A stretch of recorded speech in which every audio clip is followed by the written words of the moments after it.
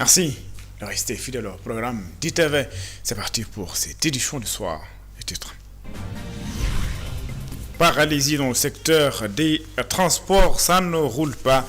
Dans beaucoup de régions du pays, les transporteurs sont en grève pour 72 heures. Et puis, dans cette édition également, nous allons parler de la situation des acteurs qui évoluent bien sûr dans le secteur du riz à Saint-Louis. Ces derniers crient leur colère et ils estiment que la situation est difficile et invitent les autorités à réagir par rapport à la situation. Les producteurs de riz de la vallée du fleuve sont d'ailleurs très remontés contre les autorités gouvernementales. Elles déplorent la mévente de plus de 50 000 tonnes de riz en souffrance dans les magasins de stockage. Et puis, dernière ligne droite pour le carême chrétien. Les fidèles catholiques ont entamé ce lundi la semaine sainte qui va les mener vers Pâques, qui sera d'ailleurs célébrée le 5 avril prochain. Voilà pour les titres. Le développement, c'est dans une poignée de secondes.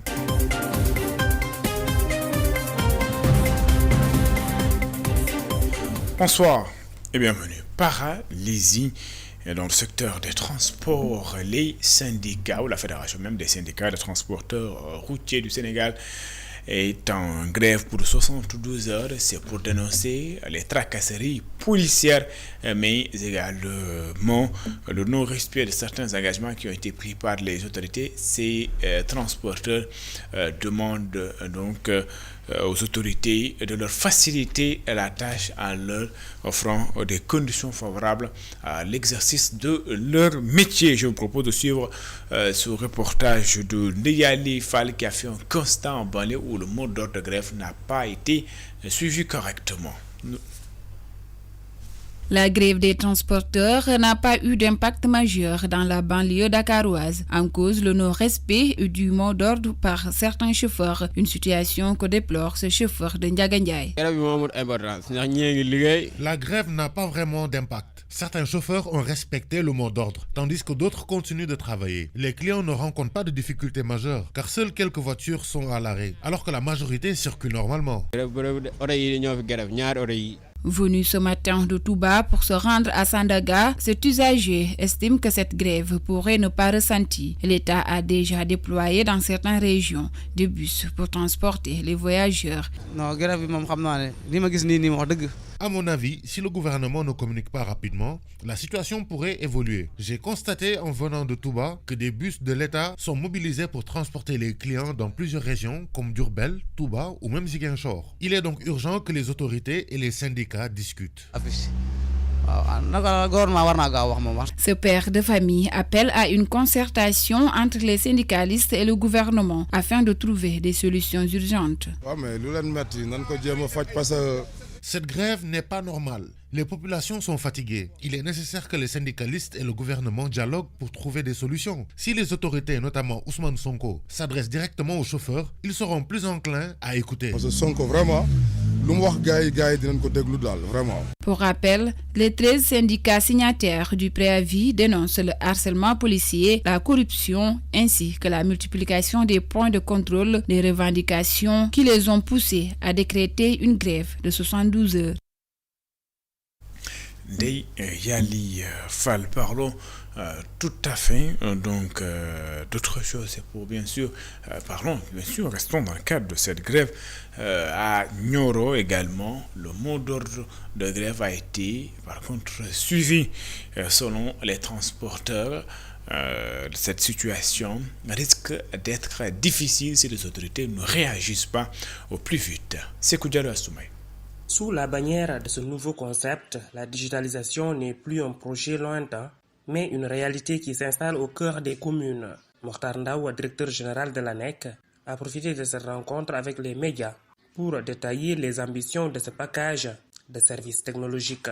Il s'agit de digitaliser les centres d'état civil en leur dotant du logiciel de gestion des faits d'état civil qui est agréé par l'État du Sénégal.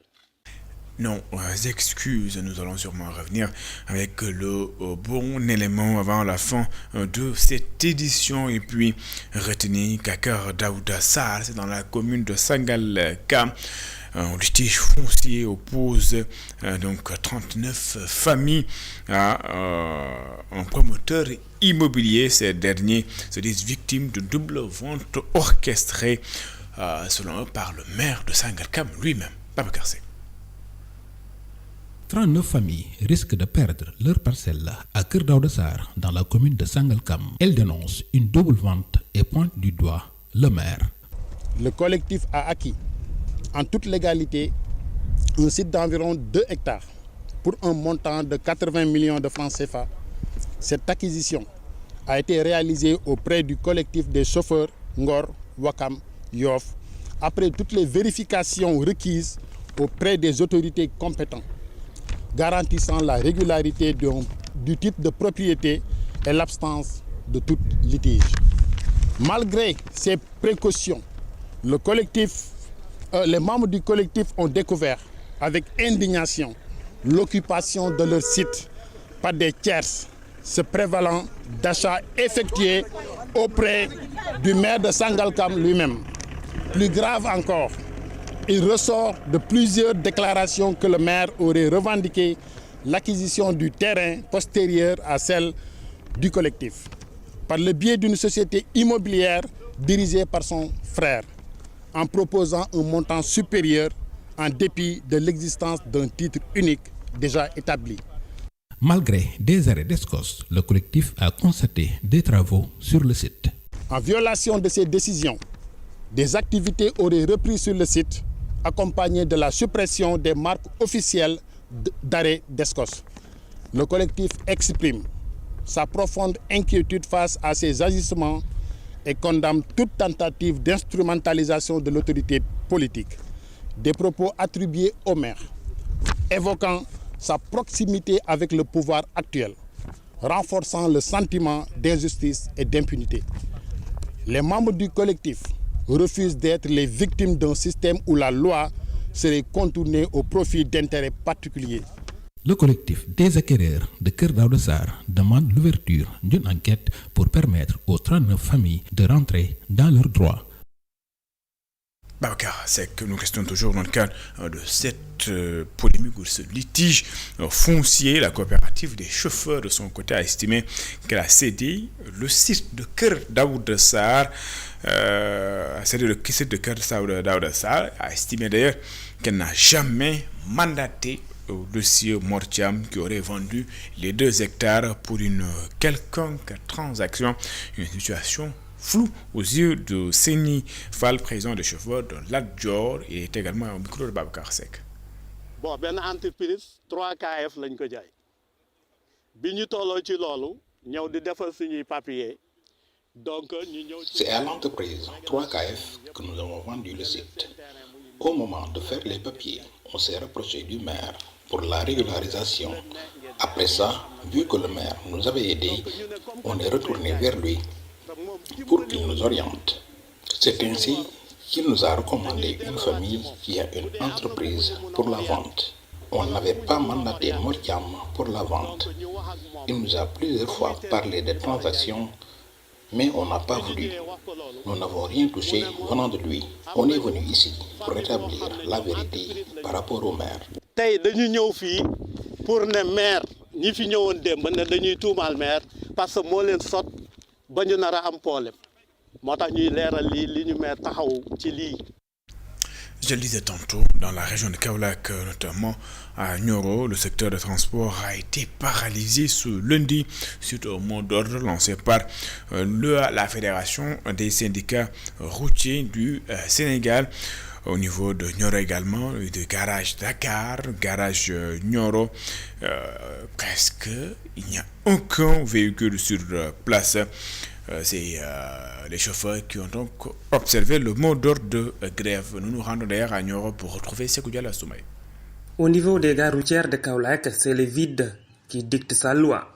Les véhicules ont déserté les lieux pour respecter le mot d'ordre de grève des transporteurs routiers. À la gare routière Garage Dakar, l'ambiance est morose. Même les petits commerces, habituellement florissants, et aux abonnés absents. Le constat est identique au garage gare routière de Nioro, jadis très animé, aujourd'hui aucun véhicule. Cette place, car rapide ou Ndiagandiaï, n'est visible pour assurer les transports. À Nioro du Rip, le président du regroupement des transporteurs, Bokar Ndiaye, s'est félicité du respect total de la consigne de grève dans la région. amuñ benn problème ci grève bi ñu ngi gaare daal oto chauffeur yëpp xëy suñu sax man ak suma adjoint rek ñoo fi nekk tey ak benn policier ñoo ne gare routière. Pour les populations, cette paralysie ne doit pas perdurer. Elles appellent l'État à réagir le plus rapidement possible afin de trouver une issue urgente aux préoccupations des syndicats, des transporteurs. Je le disais en titre, les producteurs de riz de la vallée du fleuve sont très remontés contre les autorités gouvernementales. Ils déplorent la mévente de près de 50 000 tonnes de riz en souffrance dans les magasins de stockage et le non-respect des engagements de leur ministre de tutelle relative à la subvention de 50 francs CFA par kilogramme pour rendre le riz local compétitif sur le marché. Je vous propose de suivre les explications d'Alioune Diagne. Il est le président du comité interprofessionnel du riz. Il est ici au micro de Momar Alisnian et de Mokhtar Seck. Depuis plus de 2 mois, le ministre nous avait convoqués pour, puisque les importateurs avaient déclaré qu'ils ne pouvaient pas vendre, qu'ils allaient allouer une subvention de 50 francs aux importateurs pour que les deux riz soient au même niveau, le riz importé et le riz sénégalais.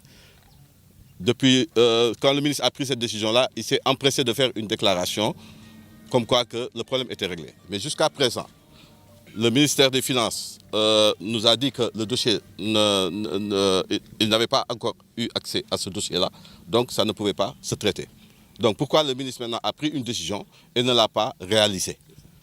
Notre problème, c'est qu'avec l'État, entre la prise de décision et la réalisation, il se passe beaucoup de choses. Entre-temps, les gens ils souffrent. La subvention, elle est là. Elle a été émise de manière verbale. Mais du point de vue effectif, ce n'est pas encore réalisable. Pourquoi? Parce que le ministère des Finances n'a pas encore ce dossier entre les mains. L'achat institutionnel, le Premier ministre a fait une circulaire. Donc jusqu'à présent, il n'y a pas eu d'action aussi. C'est-à-dire que pour les achats institutionnels, il y a une possibilité qui est là. Il y a le commissariat à la sécurité alimentaire qui représente l'État. Donc pour les achats institutionnels, je pense que la solution c'était que le commissariat puisse venir prendre ce riz-là et après le distribuer aux différents ministères concernés. Ils sont désespérés, oui, parce que depuis des mois nous souffrons. Nous avons fait une campagne de contre-saison, nous avons fait une campagne hivernale. Là, la campagne de contre-saison 2026 est en cours. Actuellement, les gens ont usé de leurs moyens pour semer. Mais actuellement, nous sommes à la période de traitement phytosanitaire. Donc ça, c'est avec de l'argent qu'on le fait. Nous sommes dans la période après de mettre les engrais. Ça, c'est avec les sous qu'on le fait. Et si on n'a pas de sous, on n'a pas d'argent, on ne peut rien faire. Donc toute la situation est bloquée actuellement. L'ONG Jamra exige la publication de la liste des médias qui ont reçu le fonds d'aide et d'appui à la presse, communément appelé aide à la presse. Selon Mme Mokhtar Gueye et compagnie, le gouvernement doit en toute transparence dire qui sont ces médias qui ont eu le soutien du gouvernement dans le cadre de la distribution de ces fonds, un fonds, il rappelle, voté par l'Assemblée nationale depuis Abdou Diouf, est considéré d'ailleurs comme un bien commun des Sénégalais. Mme Mokhtar Gueye Jamra est au micro de Cheikh Maguette Mbaye. Suite à une déclaration que j'avais faite relativement aux 1,9 milliard d'aide à la presse, qui, comme vous le savez, n'appartiennent à personne, à aucun parti politique, mais c'est une loi votée par l'Assemblée nationale depuis le régime du président Abdou Diouf. À l'époque, ça tournait peut-être autour de 700 millions. Des professionnels des médias sont venus saisir Jamra pour nous demander de nous tenir à leur côté pour clarifier les conditions selon lesquelles les 1,9 milliard ont été distribués. C'est aussi simple que ça. Cet argent n'appartient à aucun parti politique ni à aucun régime. C'est voté par l'Assemblée nationale.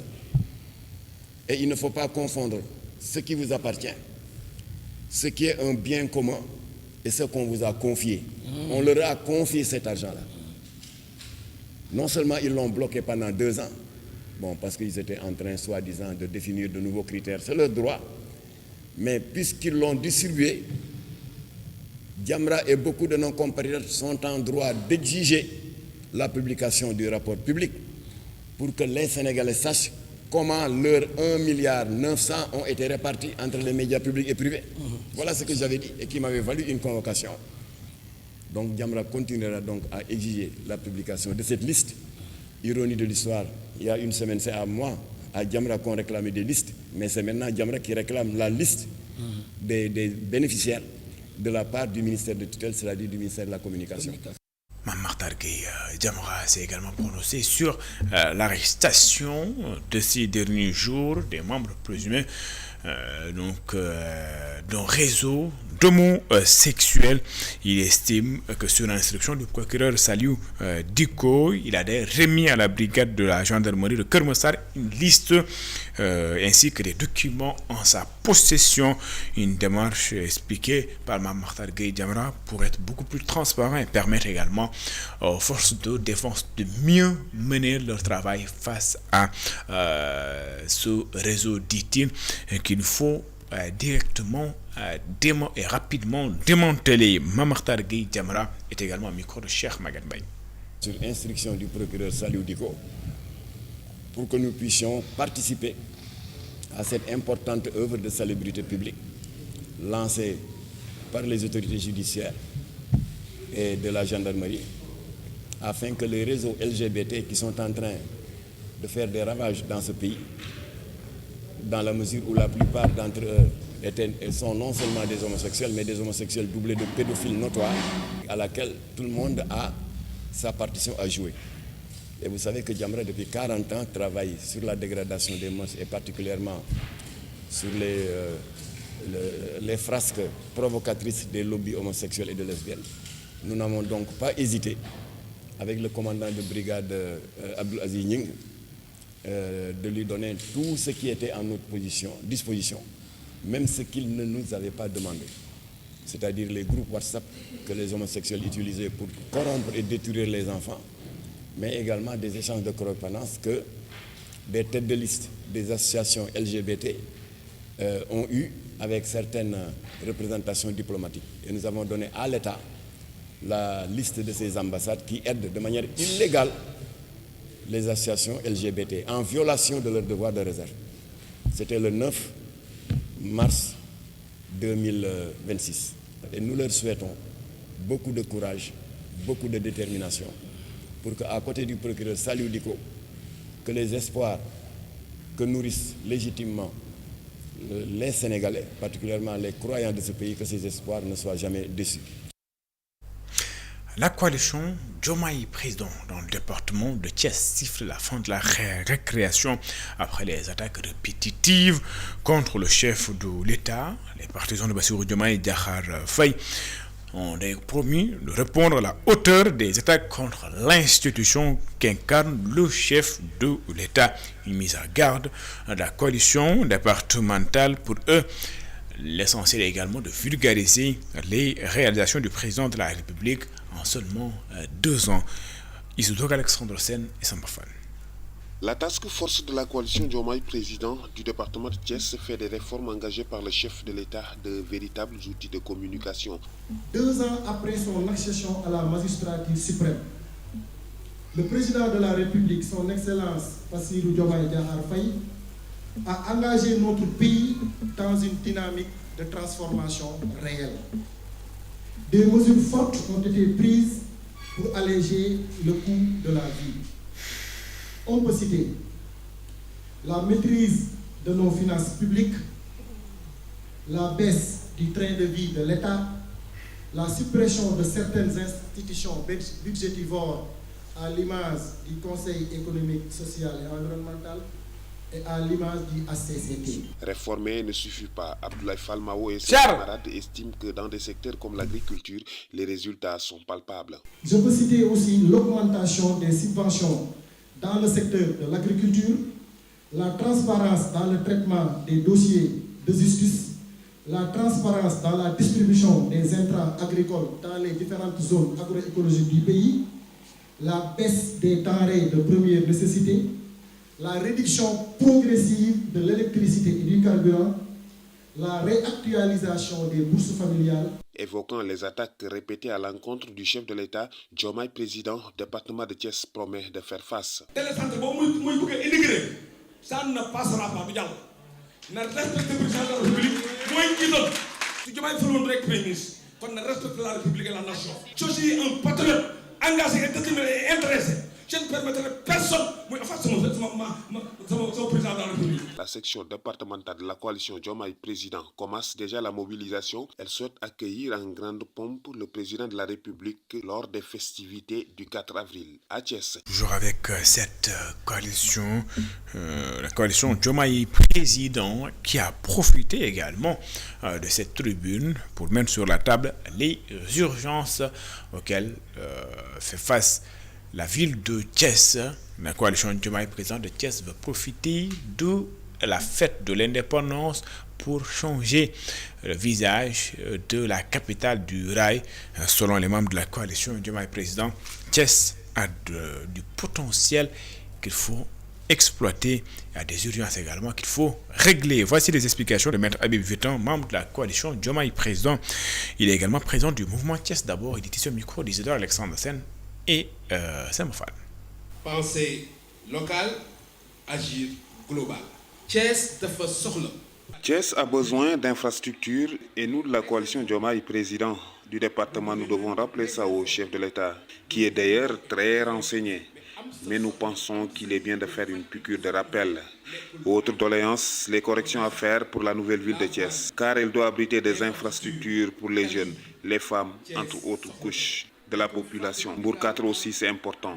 Des pères et mères de famille attendent toujours d'être édifiés. Sans oublier la relance des chemins de fer, fleurons de l'économie thiessoise. Dans ce lot de besoins, nous y associons les artistes qui réclament la réhabilitation du musée de Thiès. Thiès, une ville d'artistes, bref, une ville culturelle. Le président de la République, musée bi xamné mu ngi fi mu bayyi ci xel artisan yi ba xamné tam dinañ ko mëna réhabiliter Thiès, ville de culture, dëkk cosaan gisaat cette bopp.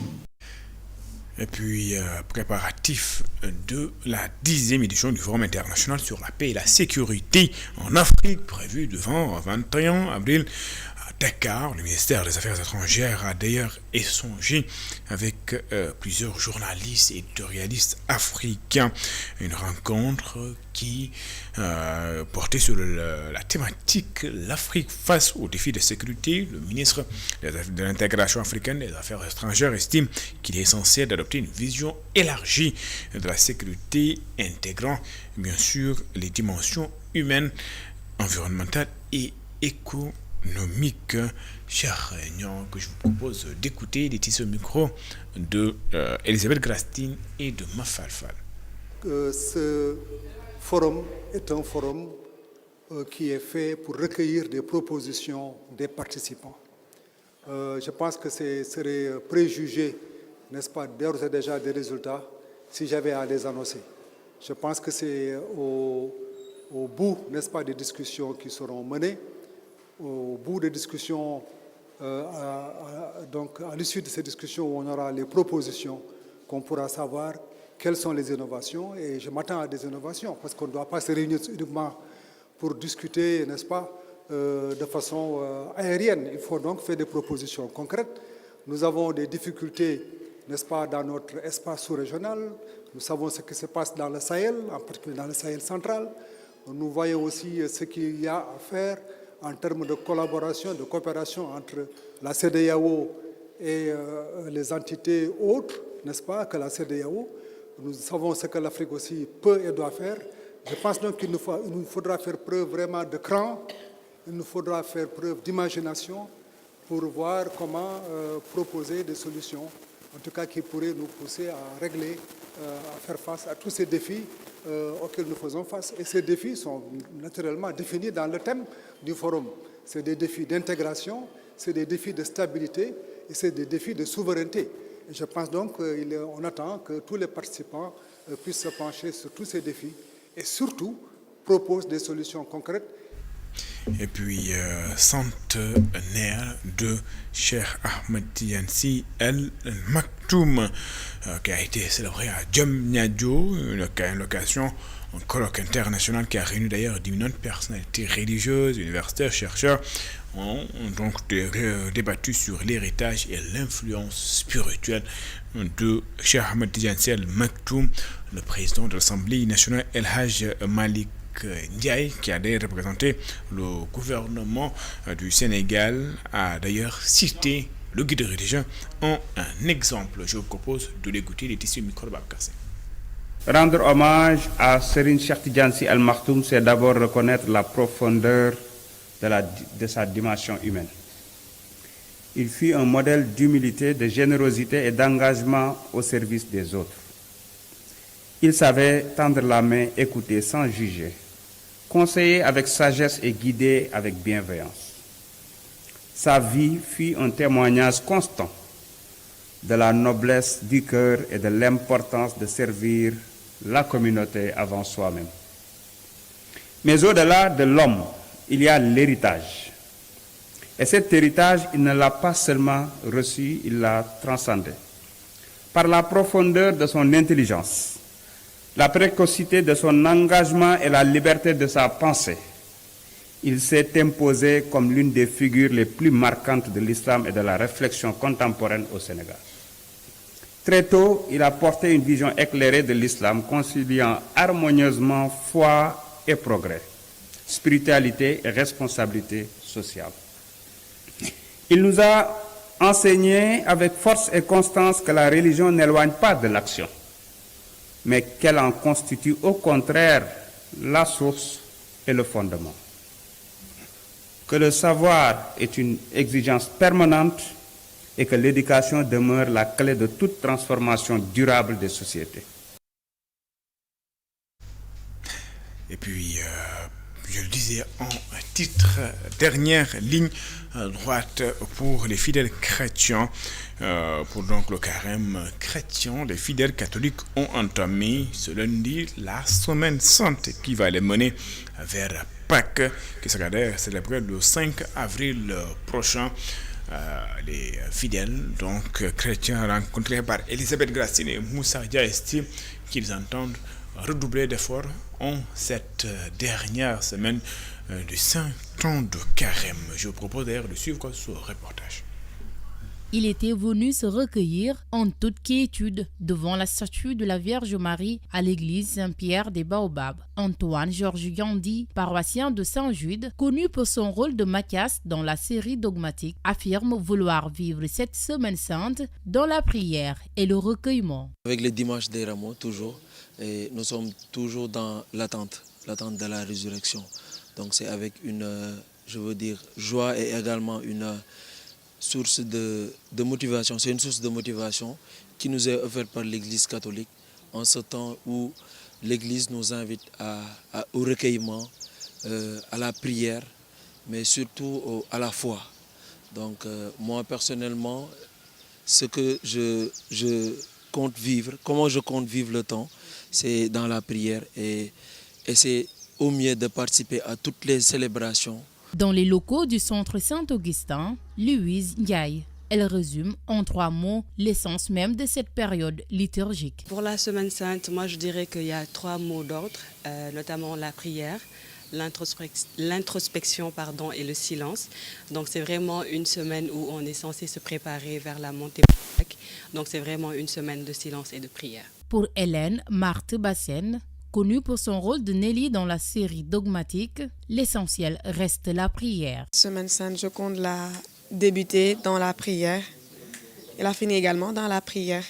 Alors, je les invite à demeurer dans la prière, comme je l'ai dit tantôt, dans la méditation de la parole et surtout dans le silence, comme nous l'invite l'Église, surtout le jour du samedi saint, où nous pourrons vraiment entrer au fond de nous-mêmes, prier et nous laisser transformer par le Christ qui ressuscite et ressusciter avec lui le jour de Pâques. Débuté hier avec le dimanche des rameaux, la semaine sainte est pour ces jeunes chrétiens rencontrés un moment de foi, de silence et de recueillement. Un appel est lancé à toute la communauté chrétienne. Vivre pleinement ce temps fort spirituel dans la prière et la méditation. Et puis un mot de sport dans cette édition, c'est pour parler bien sûr de la situation des supporters sénégalais. Le procès des supporters sénégalais détenus au Maroc a été renvoyé jusqu'au 13 avril prochain, une décision qui ne surprend pas le président de la commission juridique de l'ASC de Bouguil, par d'où la poursuite d'une prise d'otage. Selon lui, les autorités marocaines savent qu'après la condamnation, ils pourront être transférés au Sénégal, une des raisons pour laquelle ils retardent le procès. Blaise Niang, président de la commission juridique de l'ASC de Bouguil, est joint par Iradjo. Malheureusement, le procès d'appel qui devait se tenir aujourd'hui est encore une fois renvoyé, donc jusqu'au 13 avril. Voilà, cela ne nous surprend plus. Je pense que maintenant tous les Sénégalais ont compris en fait la volonté des Marocains, voilà, qui ont pris nos compatriotes en otage et qui font un chantage diplomatique juste pour obtenir la coupe. Mais nous sommes sûrs et certains que cela ne passera pas. Tout ce que nous pouvons dire à notre niveau, c'est que maintenant le combat nous dépasse, cette histoire nous dépasse. Nous, en tant que ASC, c'est devenu une affaire d'État. Voilà. Peut-être tout simplement nous attendre à ce qu'ils soient condamnés, ça c'est sûr, à ce que les condamnations soient corsées. Maintenant, certainement, les Marocains savent que si la condamnation maintenant est définitive, s'ils condamnent nos compatriotes le plus rapidement possible, donc nos autorités vont certainement activer le transfèrement pour que nos compatriotes viennent purger leur peine ici au Sénégal. Mais c'est ce qu'ils ne veulent pas justement. Donc c'est pourquoi ils retardent les séances et ce faisant, n'endurcissant notre douleur et notre désarroi. Mais ils n'y réussiront pas. De cette édition, merci de l'avoir suivi. Excellent suite de programme sur les antennes d'ITV. Au revoir.